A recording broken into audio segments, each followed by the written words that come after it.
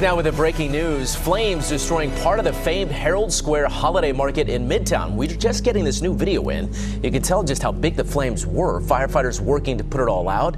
After the flames ripped through some of the stalls, the gifts and the decorations, you can see the smoke that came out of all of this. Nobody has been hurt, but no word on what sparked the fire. The situation unfolding right now. Again, breaking news as a fire has destroyed part of the Herald Square holiday market. We'll have the latest right here on TV throughout. High fire danger. And take a look at this picture from the FDNY. You can see the flames as a brush fire breaks out inside Prospect Park in Brooklyn. Weekend today, New York's Greg Circle is there live this morning. And Greg, we understand the firefighters were out there all night putting out those hot spots. That's right, Pat and Gus. They kept 4 fire companies here to monitor the brush fire after it was put out, just to ensure it didn't reignite. Mayor Adams last night was here, and he praised the work of the FDNY, and he also referred to Prospect Park as the lungs of New York. Well, those lungs are filled with smoke still this morning. You can smell it all across this area. The fire broke out here at about 6:40 last night, and it damaged 2 acres of dense brush in the center of the park. Firefighters, 106 of them, got the fire under control in about 3 hours. They used drones to identify hot spots in the park. One firefighter did suffer a minor injury, but luckily no buildings in this area were ever threatened. The cause of the fire is yet to be determined, but it's obvious the bone-dry conditions across the city played a role in bringing a brush fire to this urban oasis.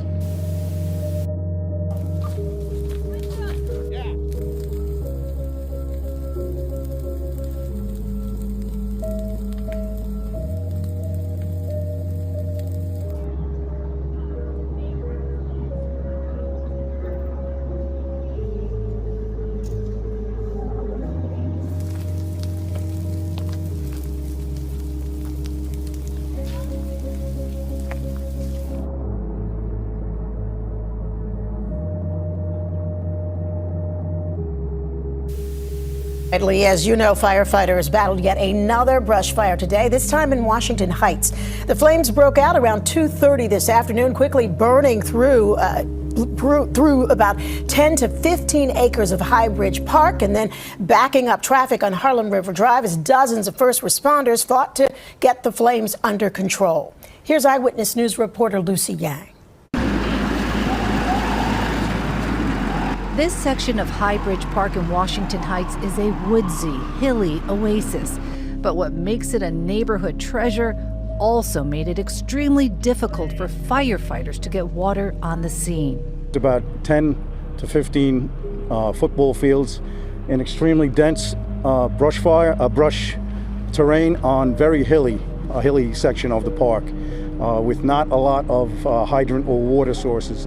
New York's bravest dragged in hoses all the way from Edgecombe Avenue as the scene went to 3 alarms.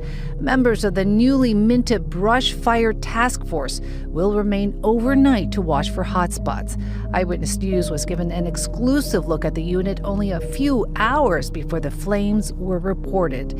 These smaller, more nimble trucks will allow first responders into forested areas, while drones provide critical, tactical guidance on where to fight. We can actually see them working on the ground, and we can tell them, go 100 feet in, make a right. 300 brush fires in the city in less than 3 weeks. That's twice as many as last year, with a fraction of the rainfall and an endless supply of dry leaves and timber.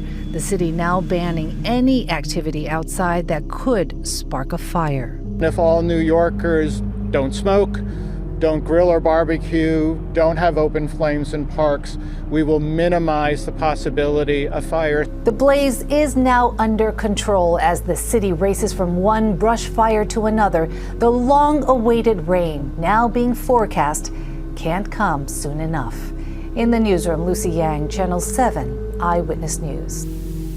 Hey there. Well, this part of New York remains under a state of emergency. Schools in the area are closed again today, and firefighting crews are sticking close to neighborhoods in an effort to protect homes threatened by the fires. The Jennings Creek fire now exceeds 5,000 acres between New Jersey and New York. It's actually the largest fire in New York in nearly 2 decades. You might be able to make out some of the homes behind me along the lake there that were evacuated over the weekend after strong and powerful winds carried flames, pushed them across even containment lines. It goes to show you how quickly progress in this firefight can be reversed. What you see behind me, this is a lake, Greenwood Lake in New York here, that is a critical aspect in the firefight. You might be able to make out some of the whirring ahead. It's helicopters coming to dip into the lake, pick up water, and then douse flames in hard to reach places. Now, just south of here, New York City's fire commissioner just announcing its first ever brush fire task force after the FDNY responded to a record 271 brush fires throughout the city in just a 2-week period. So we'll see efforts there ramped up as well. Fortunately, there is a chance for rain later in the week, up to a half an inch of rain. That will be welcomed help for this dry landscape and also strained firefighting crews. Back to you.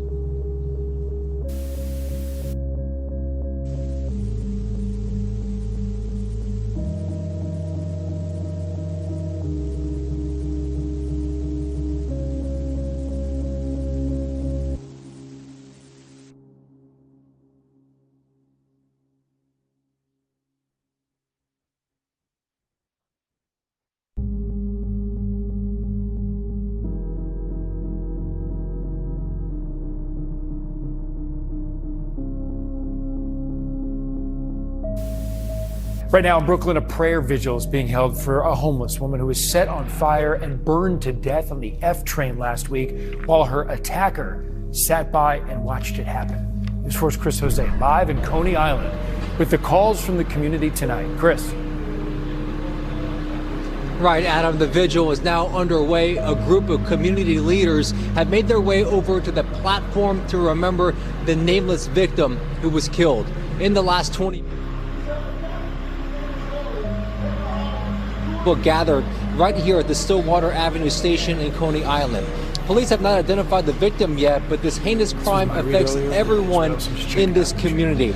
On Sunday, a woman was sleeping on a stationary F train when someone approached her and lit her clothing on fire. Police say the suspect, 33-year-old Carlos Zapeta, watched the victim as she burned. Zapeta, according to ICE officials, is a Guatemalan citizen who entered the country illegally. Those mourning the nameless victim giving her a voice and demanding justice. We are here today because an horrific crime has taken place. This crime shouldn't have happened. This family, who we have yet to know who the family is of this young woman. We have questions of why there wasn't fire extinguishers on the train.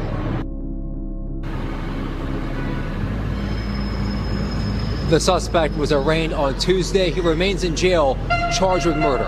We're live in Coney Island tonight. Chris Jose, News 4 New York.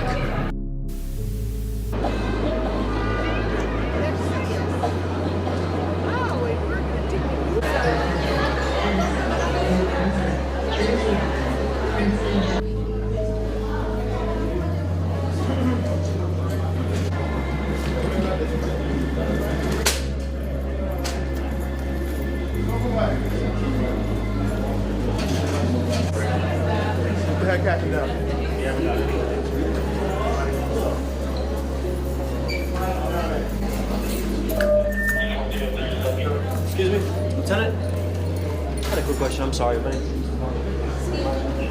Float right there?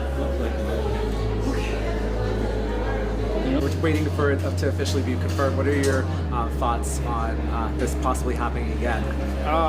There's a problem, and it's deeper than what we think it is. I think it is a little more of what is going on. People coming into the city, and it's other elements. I don't want to be speculating, but I mean, this is my observation. And I think that's basically what it is, from what I think is going on. I don't think it's people from here in New York City. What do you think needs to happen to make you feel a little safer? Because the governor just did a whole campaign of how the subways are safe. No, they need to have the National Guard or somebody hired or present in New York City right now. How do you feel riding the subways? Not safe at all. What reason But outside of this, obviously? Well, they have a lot of elements, like I said. It's not just what people saying. It's from my observation. I come to work here all the time. I mean, into New York, and it's not looking good based on my observation. It's nothing negative. Based on my observation. No, that's why we asked you. Do you feel safe? Oh? Do you feel safe? No, definitely not. How long have you been commuting into Manhattan? Huh? How long you been commuting into Manhattan? Oh, about a year now. And how you been? But I mean, I've been in New York for years. I mean, back and forth between New York and New Jersey.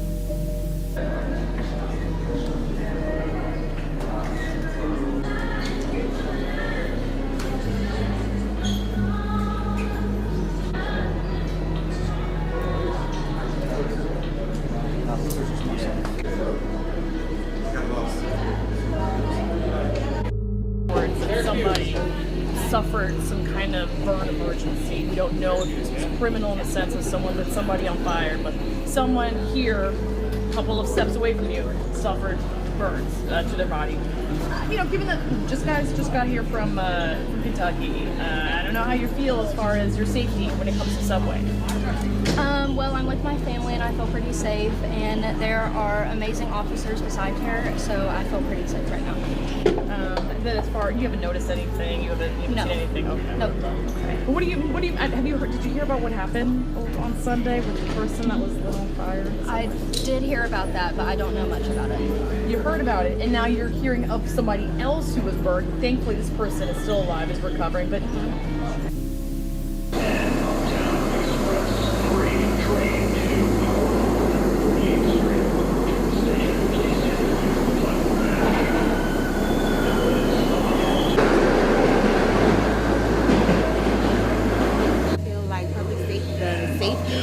transit is going down simply because you have slashings happening all the time, the fires. Where are the New York City police officers?